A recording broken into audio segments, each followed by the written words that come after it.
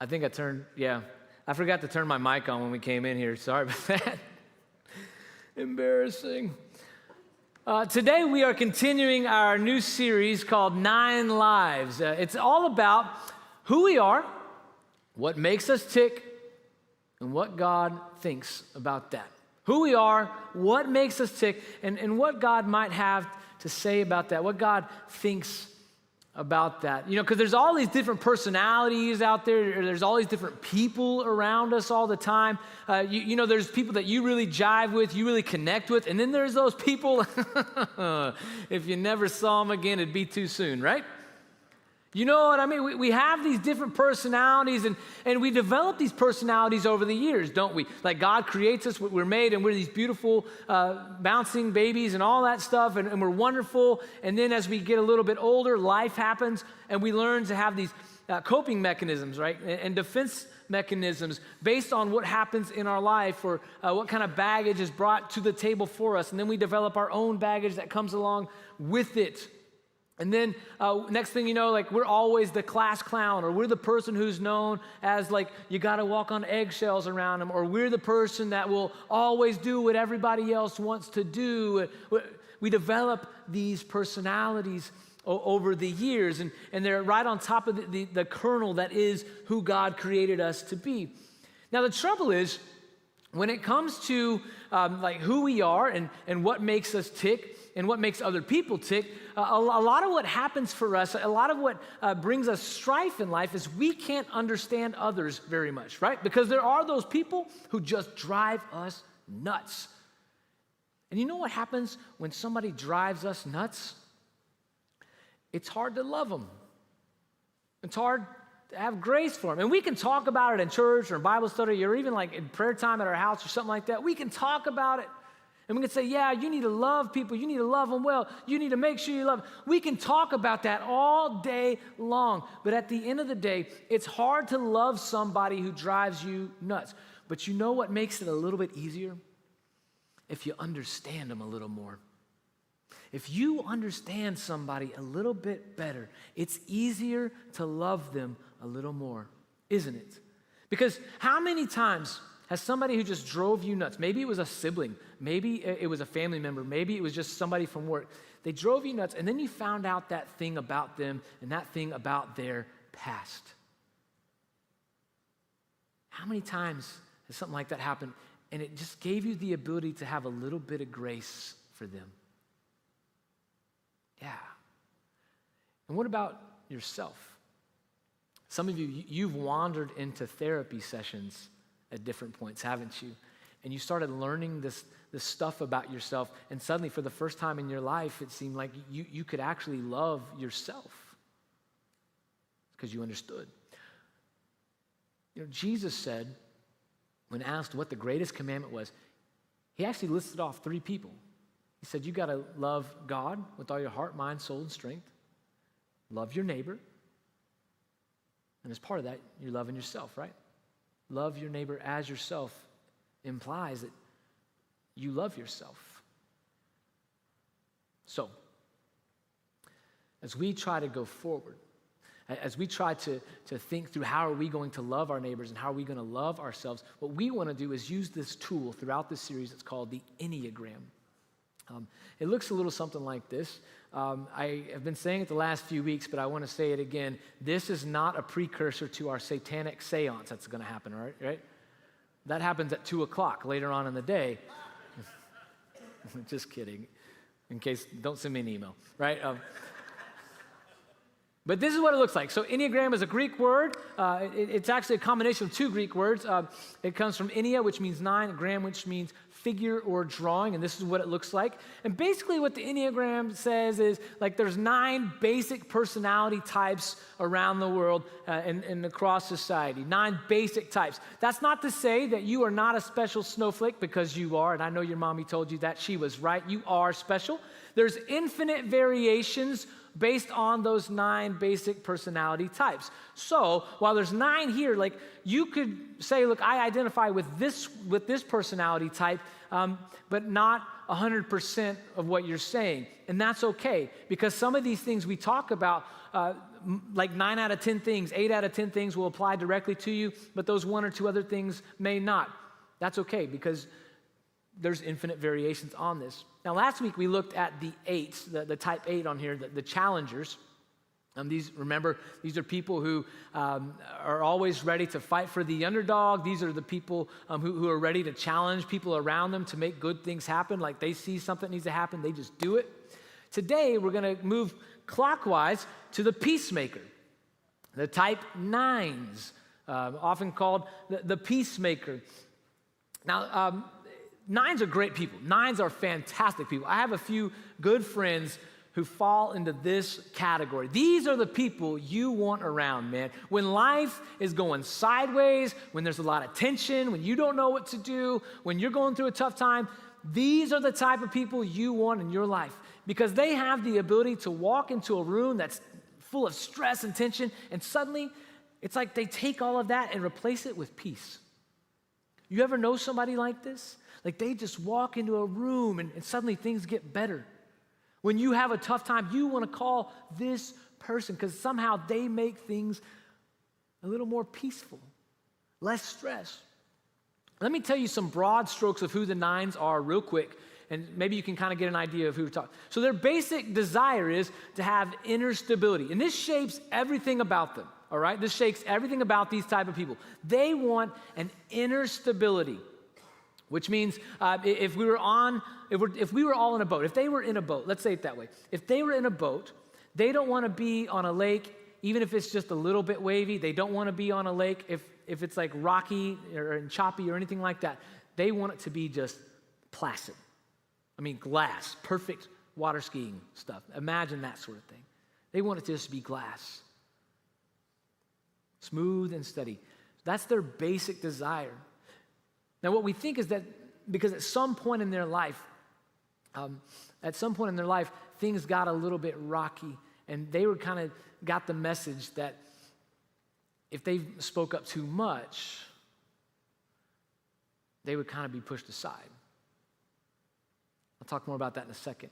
Now, their basic fear that comes with them is a loss and separation, a loss or a separation from people. Like if I lose this relationship with somebody, or if I lose this thing in my life, or going back to their basic desire to have inner stability, right? I don't want to lose my inner stability. And if I lose this relationship with people, if this relationship with people is severed, then I'm going to lose my inner stability. You see where we're going. You're starting to grasp some of this. I'll get into the specifics more in a second. But all of this, I think, leads us to have to understand this. We talked about a deadly sin, or the sin that we all kind of got to watch out for based on our type. For them, it's sloth. It's sloth. Now, we don't use that word very often, especially in modern parlance, except to talk about cute, cuddly little things that hang out in jungles and look back at you with these creepy smiles, right? We're talking about sloth, and this isn't necessarily in a physical sense. It's more spiritual than that. This is about their desire to not be overly bothered by life. They don't want to be overly bothered by life. Remember, they want that inner stability.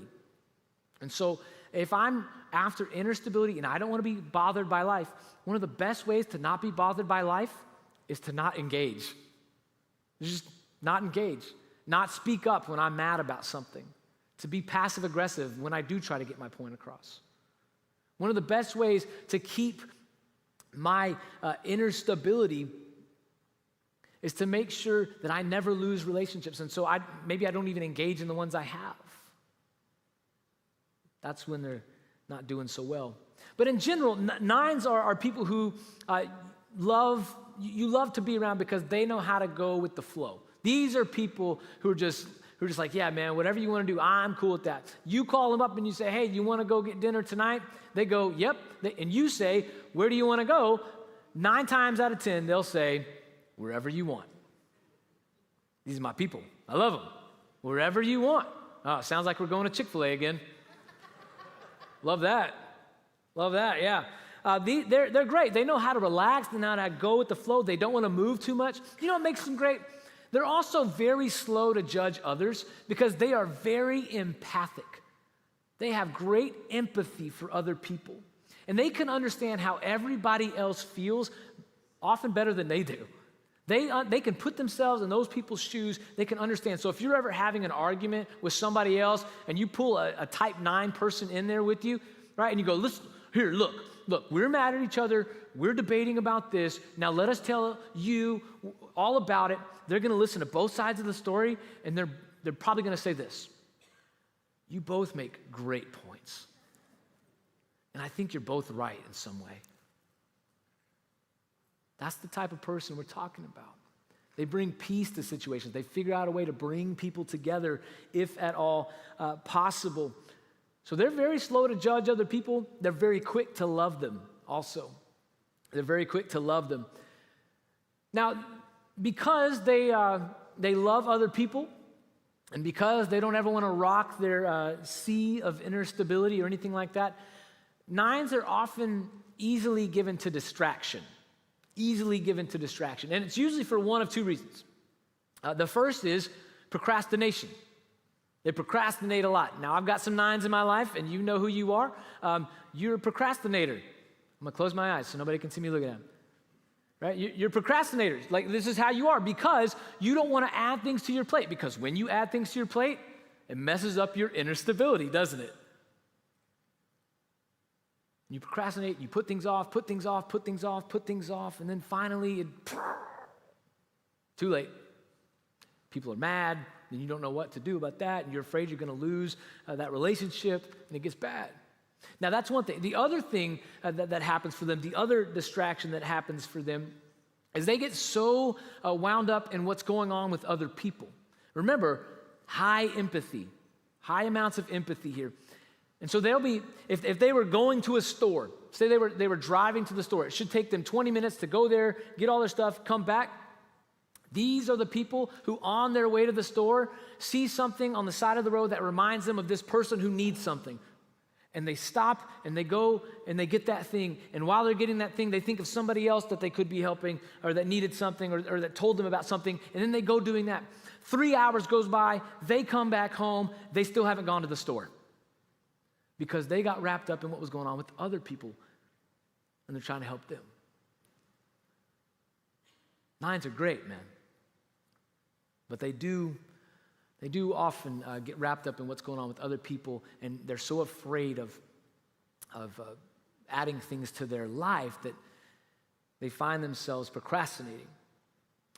9s are great because they do a lot for other people, but they never seek the spotlight or they rarely seek recognition for any of this. They're totally content to let other people take the lead, and they just adjust to them. But when things aren't going so well, they often have trouble getting going, right? They're not really great self-starters, going back to the procrastination. When things aren't going well, they're not really great at being self-starters. A lot of that is because they feel every blow that life strikes them with. Like you and I, we go through life, if you're not a 9, if you're not wired this way, we go through life and things happen to us and we feel that, yes, and it hurts sometimes, and it's not great, but a 9 feels it heavy, they feel it strong. So everything that hits them, it's like when somebody has a bad sunburn. They've been at the beach all weekend and they've got a bad sunburn. You walk up and you just lightly tap them on the back. Most people, that's like a little love tap, right? You hit this person with a sunburn like that, they're screaming, they're crying out in pain. What are you doing to me? It's like that with 9s and the way they can feel stuff like that. Again, it's why they're high empathy people. Now, they may be high empathy, but they tend to undervalue their role in the lives of other people too. They tend to undervalue what role they play in other people's life, how important they are to other people. Because at some point in their life, usually when they were younger, they received the message that their presence didn't matter or their opinion didn't matter, that it didn't really matter if they were there or not. And so they're just trying to still be around. And so they'll adjust to whatever everybody else does out of fear of losing that relationship or losing that opportunity. So when they get overwhelmed, they just slow down. When they get overwhelmed or they get mad or something like that, they kind of just slow down. Sometimes they get really, really stubborn, and you can't move them from that thing. Maybe they'll get very passive-aggressive because they started to resent the people around them for not taking their views into account.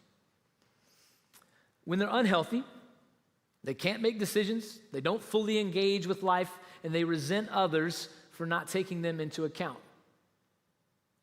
But when they're at their best, they're content, they're happy, they're helping other people all the time, and they bring harmony into every room they walk into. They're peacemakers.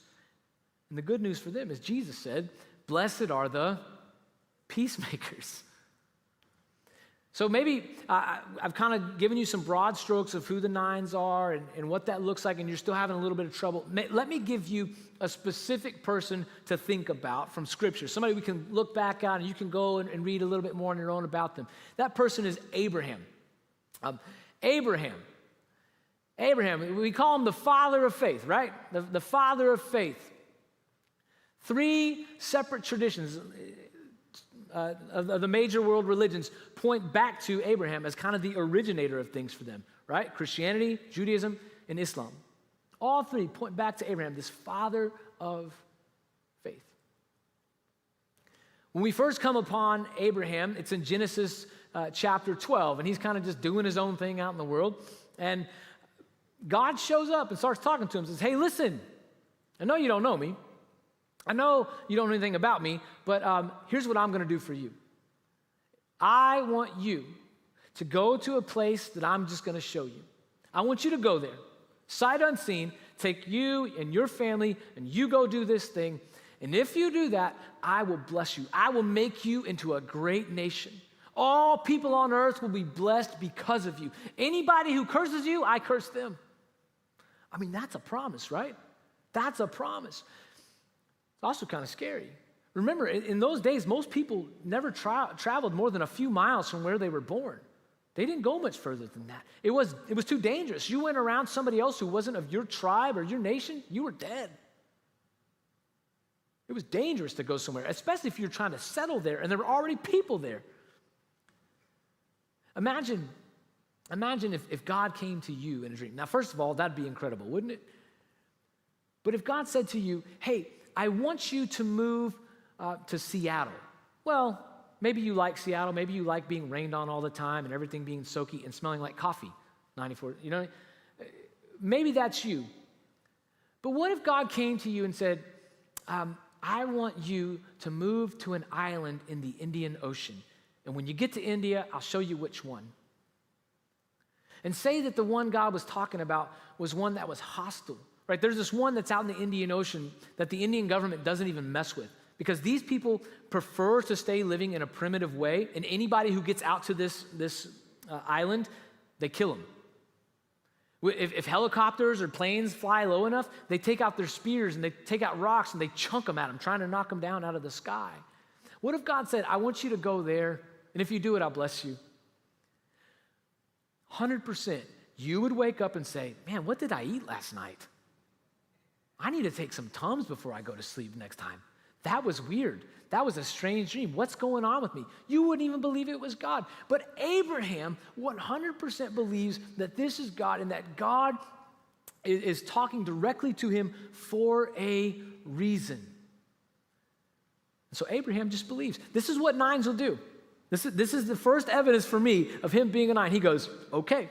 Because a lot of the rest of us, man, if God came to us like that, some of us would let it go to our heads. We'd get egotistical about it. Others of us, we'd overanalyze it forever. Well, I got to make this consideration, and then I can do this, and then I can do that.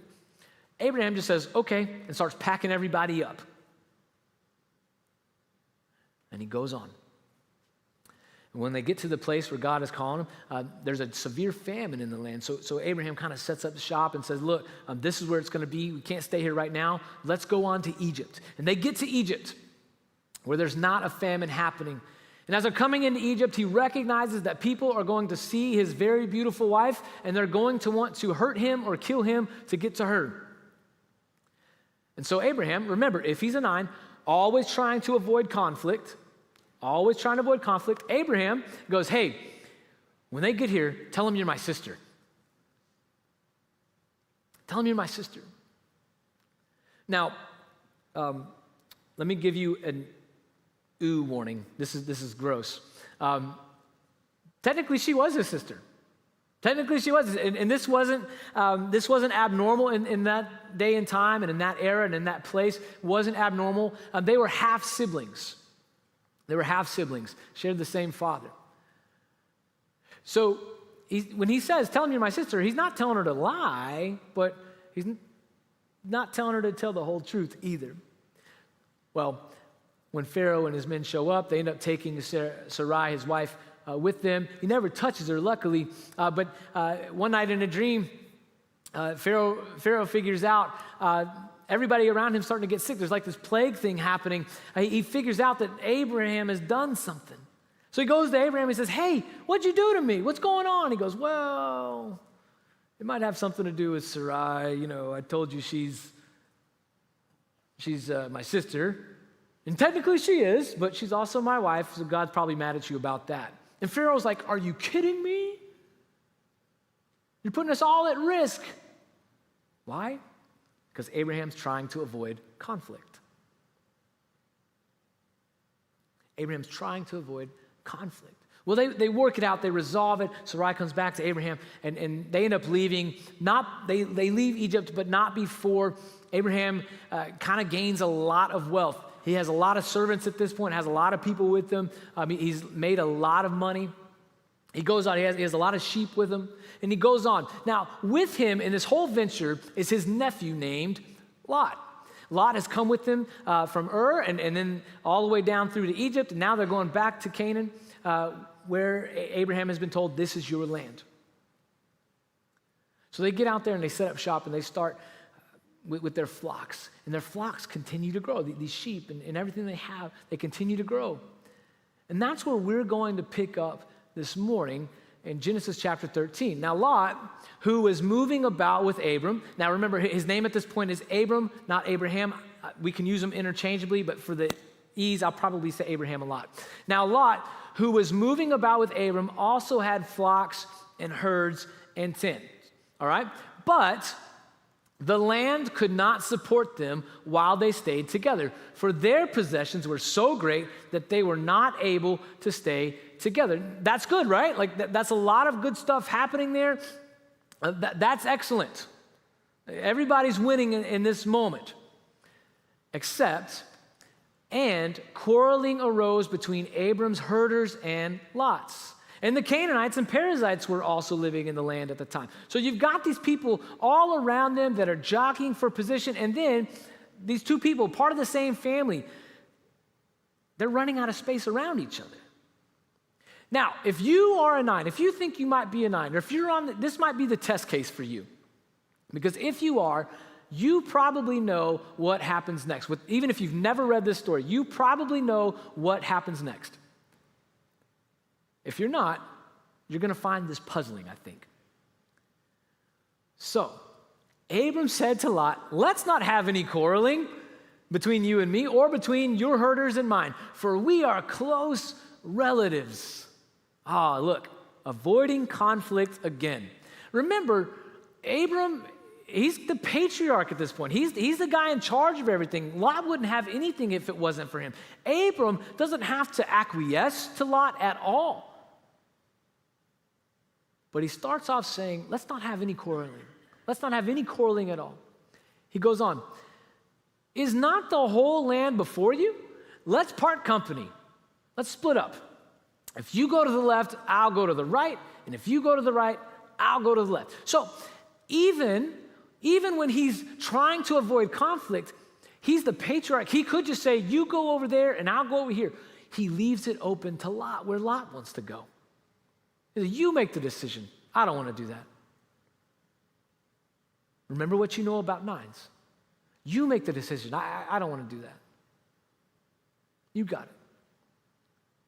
So Lot looked around, and he saw that the whole plain of the Jordan toward Zoar was well watered, like the garden of the Lord, like the land of Egypt. You remember that place where they went when there was a famine in Canaan?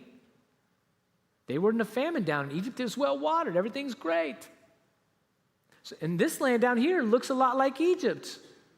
We won't have a famine if there's a famine. This land is the better land, the best land. And so Lot chose for himself the whole plain of the Jordan and set out toward the east. And the two men parted company.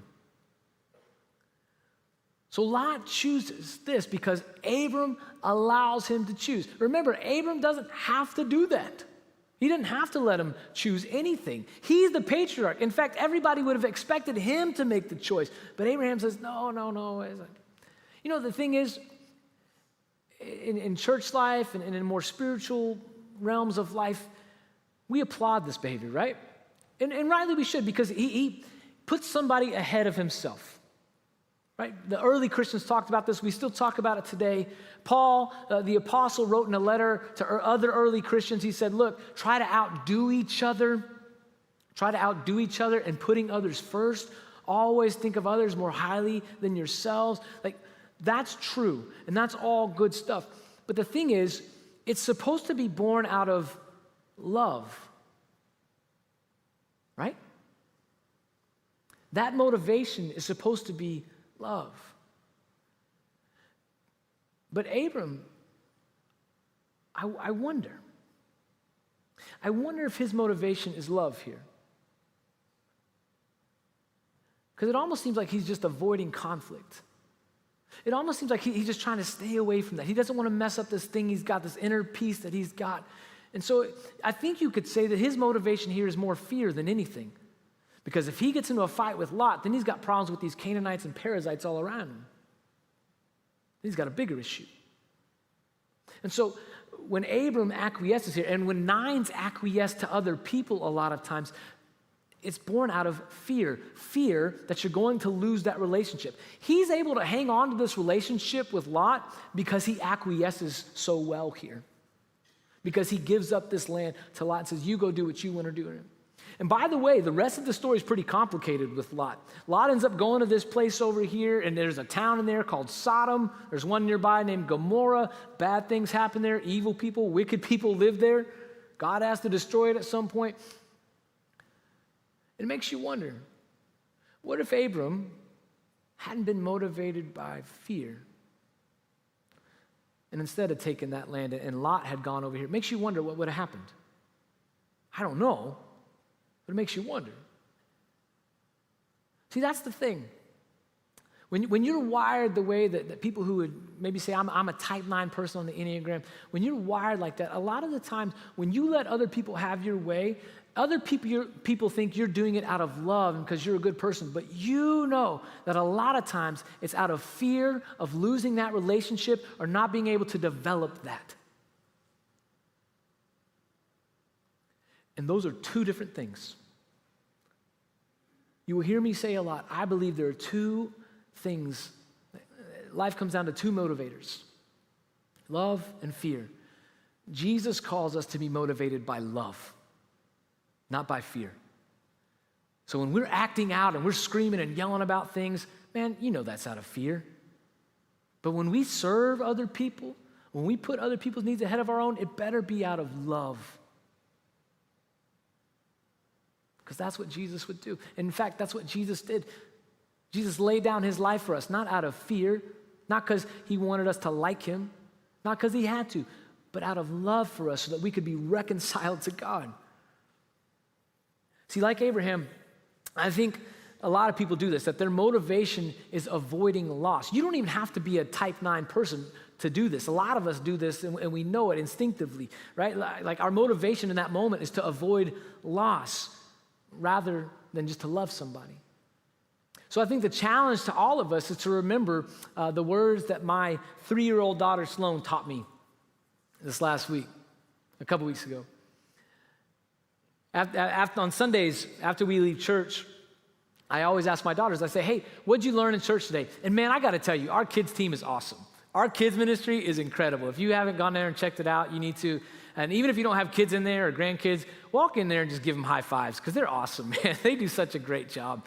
Our approach for our kids and our students, our whole family ministry from 0 to 18 is we want you, after you graduate from high school in this place, we want you to still be an active follower of Jesus after you leave, once you get to college and long after you leave. So what we want to do is set you up so that when you leave this place, all of these things will remain in you, right? And the first thing you'll think when you get on that college campus, or the first thing you'll do when you move out of mom and dad's house is think, I've got to find a church. Or I've got to be in church this morning. I've got to be around other followers of Jesus. I've got to make sure I'm praying. I've got to make sure I'm reading my Bible. And when you get into a tense moment, that you've got some verses in your mind tucked away and some memories tucked away that you can rely on to remember that God has never left you or forsaken you.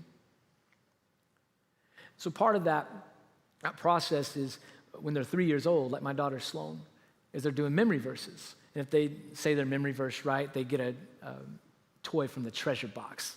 So my girls are fairly competitive and they want to do that. They want to be the first one to get it, So I said, Sloan, what'd you learn in church today?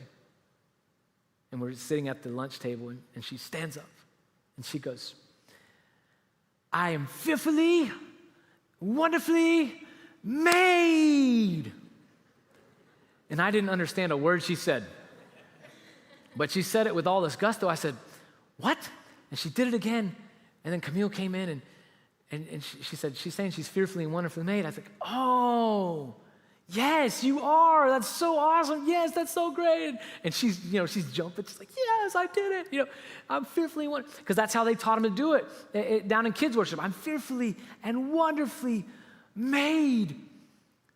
And friends, I think a lot of you need to remember those words. A lot of us need to remember those words because we get going through life and we forget that we are fearfully and wonderfully made children of God, made in the image of God. And especially some of you nines, you've been told or you've received this message at some point that your presence and your opinion don't matter. But that's not true because you are fearfully and wonderfully made. And before you dismiss me saying that, let me tell you again, you are fearfully and wonderfully made, whether you like it or not. God loves you. God's for you. And if God values you, other people should too. And you should value yourself. Let me say it this way. Let me give you this bottom line today. God created you to add value to the world. Whether you're a 9 or a 7 or an 8 or a 1 or whatever, God created all of us to add value to the world. And my fear for some of you nines is that you're going through life thinking you're just here. And people are putting up with you. But no, you are fearfully and wonderfully made, and you were created to add value to the world. And we need you. We need you to be the peacemaker that you are naturally and instinctually. We need you to be that person.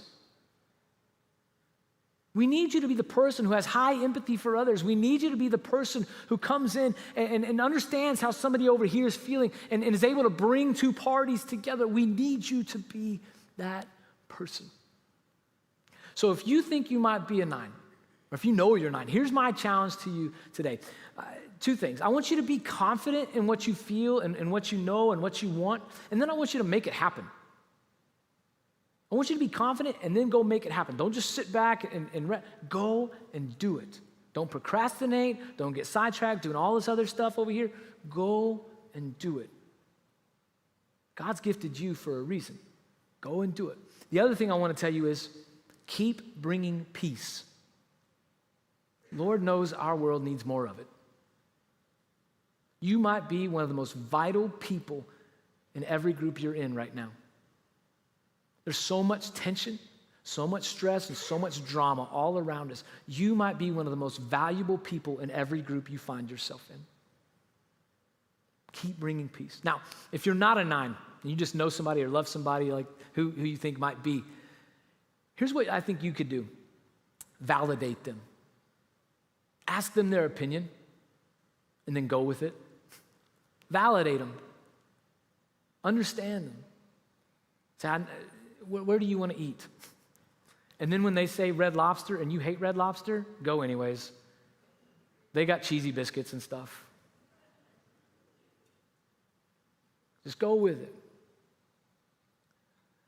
The other thing I'd say is help them create a structured life. So if you're asking them where they want to eat, maybe you give them 3 options so that they don't kind of wig out when faced with so many options.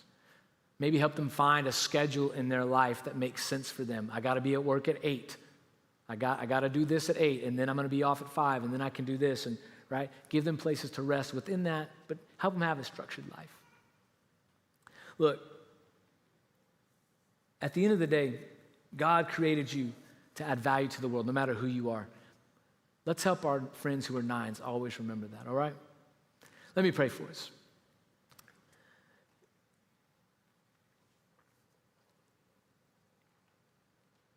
God, we thank you. We thank you so much for giving us these people in our life who kind of resemble Abraham, who have faith and who just who help us get through life with a little bit more peace. We thank you for gifting us with them. And I pray for all of them, Lord, that they would be confident. And they would be confident that you've called them and that you created them to create and add value in this world. Lord, help us who aren't wired that way. Help us to see them, to validate them, and to help them come along as brothers and sisters. We ask it in the name of Jesus. Amen.